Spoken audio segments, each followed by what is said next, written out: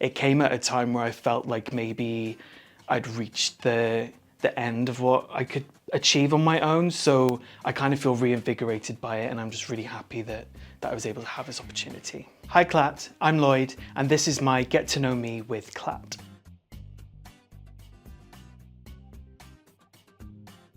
So the album was really inspired by electronic pop music, like Gaga, Madonna, things like that. It was sort of formed after I split from my band, so I was sort of like finding my own feet as a solo artist.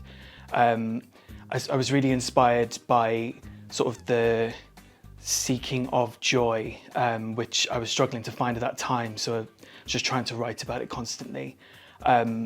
And then about halfway through the creation of the album, I lost one of my grandparents.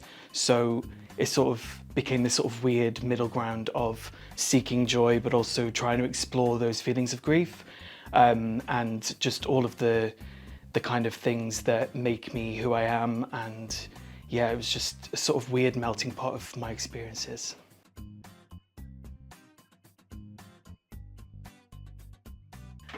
So growing up in Cardiff has been unusual for me because I'm an only child and I've grown up as a queer person, so I've never really felt like part of a community until I started making music, where I found people who felt similar to me in terms of how to be creative and how to tell stories.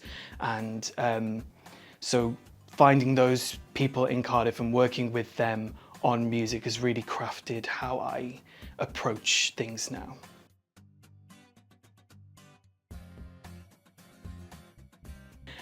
Sure, my pre-show ritual is very much, it's probably quite boring.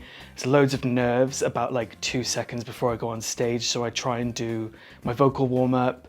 I try not to be like in the crowd in the venue. I don't want to see the people waiting for me to go on stage. That makes me really nervous. So I try and hang backstage, get my band geared up, and yeah, I just have to sort of switch my brain off and just get on the stage and just do it.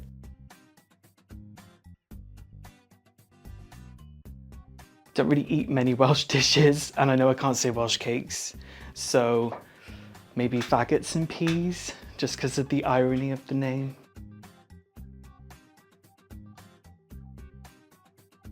I really, really love artists like Madonna and Lady Gaga for their electronic sounds, and they're just like fully unapologetic pop music.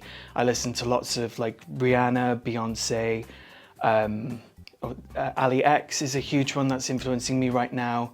But also I grew up listening to lots of things like Lauryn Hill and the Fugees, so lyrically I'm sort of very inspired by the way that they write and how they explore their sort of experiences. So I try and meld the two if I can, and my vocals are really inspired by that kind of genre.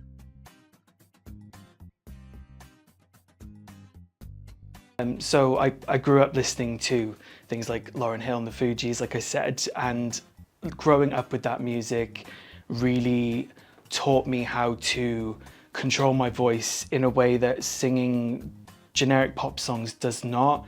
It taught me how to explore my range, and to play with notes in more interesting ways, and to know that just because a melody says you should do this, you can go around that and still paint a beautiful picture. So that sort of influenced the way my voice has grown.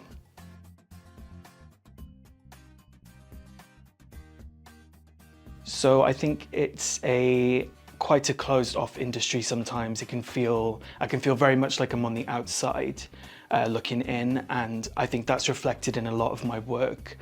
I find sometimes I feel like I'm coming up against brick walls, but I'm quite an awkward person, so it's a bit of both. It's a bit of, you know, the industry is hard anyway, and it's a bit of me being awkward. But yeah, I try not to let that get me down and just keep pushing, because if you just keep pushing, I feel like eventually I'm going to get there.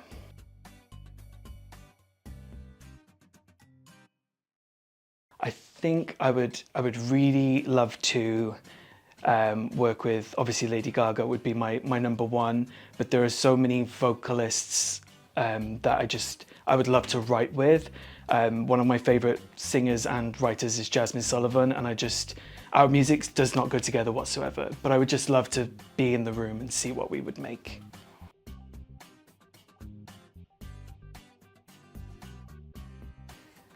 Llanfair, Pwll, Gwyn, Gogerich, and something go go goch.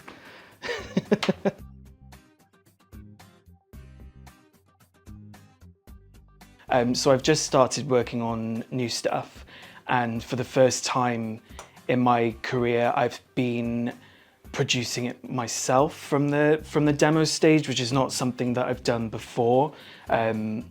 Very much felt like I couldn't do that before. I don't know why, I just felt like it wasn't within my ability, but I challenged myself this year to build demos from the ground up, and I'm really proud of what I've made so far. So that stuff now is going to go to a proper producer who knows how to mix, and I'm going to work with someone a lot more closely, so this new stuff is going to sound a lot more honest, maybe a little bit more unpolished than the last stuff, but in a way that allows me to explore my expression and how I want to do that.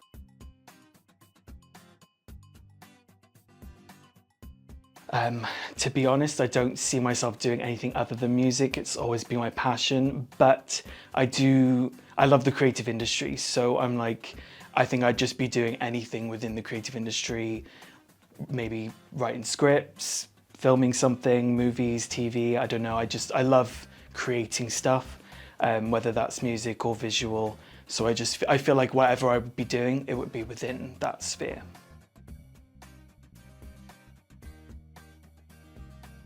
Normally when I'm on stage, I think my go-to is to close my eyes and wave around a little bit, and I usually lose my balance. So if you ever come to my show, you can see me nearly fall over. So I think that's kind of where it's at, just a bit of this.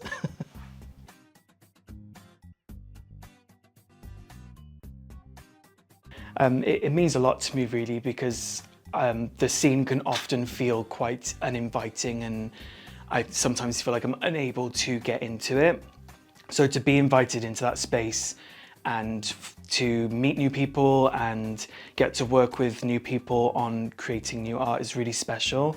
It came at a time where I felt like maybe I'd reached the end of what I could achieve on my own, so I kind of feel reinvigorated by it, and I'm just really happy that I was able to have this opportunity.